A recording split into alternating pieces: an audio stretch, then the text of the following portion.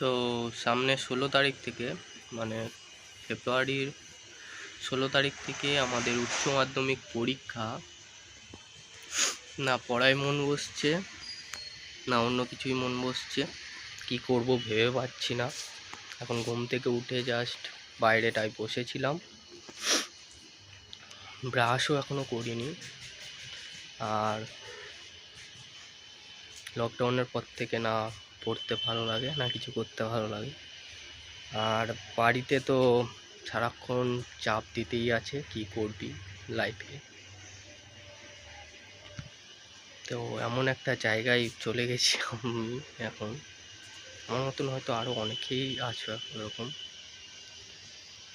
ফ্যামিলির চাপ, পড়াশোনার চাপ, লাইফে কি করব তার টেনশান, সব কিছুর মাঝখানে চিড়ে চ্যাপটা হয়ে পাঁপড় হয়ে গেছি।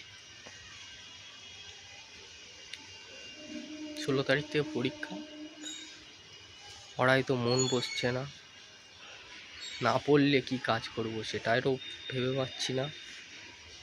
আর ইউটিউবের কথা ভাবি, কিন্তু আমার দোষে সেটাও হচ্ছে না, না ইউটিউবে ঠিকভাবে ভিডিও দিতে পারছি। তো অনেক দিন বাদে আবার একটা নতুন ভিডিও দিলাম। আমার মতন কারা এরকম আছো প্লিজ কমেন্ট করে দিও, আর ভিডিওটাকে শেয়ার করে দিও। দেখা হবে নতুন কোনো ভিডিওর সঙ্গে। পরীক্ষা শেষে থেকে হয়তো আবার ভিডিও আসবে। ততক্ষণের জন্য টাটা, বাই।